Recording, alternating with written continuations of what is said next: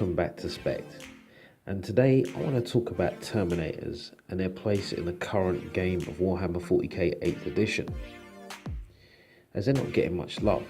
But anyway, now when I think of Warhammer 40k, I think of a grim dark future, claustrophobic conditions in industrial settings, vents spewing steam, wires all twisted and steel girders rusted out. I think of iconic space hulks drifting through space, infested with Xenos, and these Xenos, predominantly gene stealers, are clambering aboard the ships, hiding and waiting for the newest prey. And then I think of the Terminators, the blessed squads which come along, purging and exterminating the dirty Xenos scum. So, in reflection, even the new kill team area is modeled in a Space Hulk-like environment. It has the narrow corridors, long shooting ranges, the twists and turns, which are just known for being a Space Hulk. And the kill team has Gene Stealers, but no Terminators. And to me, that's like removing the golden arches of like Mackie D's and just leaving the red background. It makes no sense. I feel that Games Workshop need to do something to bring back these elite characters, and not just for the new kill team.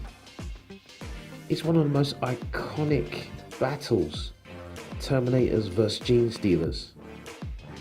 Gene Stealers have had plenty of love. They've had two codexes, the Gene Stealer Cult, aptly named after them, and pretty much the Tyranny Codex. Even the kill team expansions has had Gene Stealers. Terminator is great as an idea, but in 8th edition they've really had a hard time. And right now, Primaris do a better job and really have taken their light spots. I will admit that aggressors are totally badass, especially for point cost, and when they're in cover, they're just absolutely deadly. Even with the new Bolter Beta rule, Terminators are getting a little bit closer to tabletop again with more firepower, but in my opinion that's just not enough. The points cost and or the lack of wounds stop them from making them worth the deep strike back onto my tabletop. The way I propose to fix this is one of 4 options, and the first is simple. Just reduce the point cost of each model. Knock off 5 to 8 points a model, and that should suffice. They are already paying for the unique weapons that they're taking, like Power Fist, Heavy Flamers, Chain Fists, and that's where that will add up the point cost. Second is to consider giving a Terminator 3 wounds. And if you look at the chapter Ancient in Terminator armor for each of the Space Marines chapters, it makes sense, and a simple FAQ can fix that.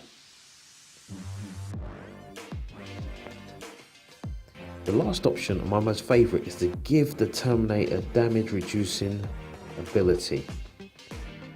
So if they take damage from a multi-wound weapon, just to reduce the damage by 1, like the Aberrant from the Gene Stealer Cult, to a minimum of 1. Again, this will allow space for lucky shots to get through. Combining this with the invulnerability, it still allows failed save rolls from small arms to punish them.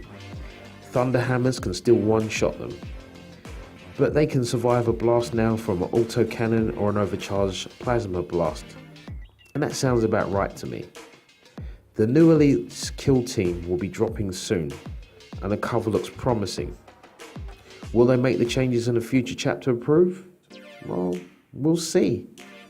But that's my recommendations to get the Terminators back on the tabletop. When I create my lists or play games, I always try to abide by the rule of core. So that means where I feel the Terminators fit, I'll put them on the table. And that's where I want to stay with this iconic character.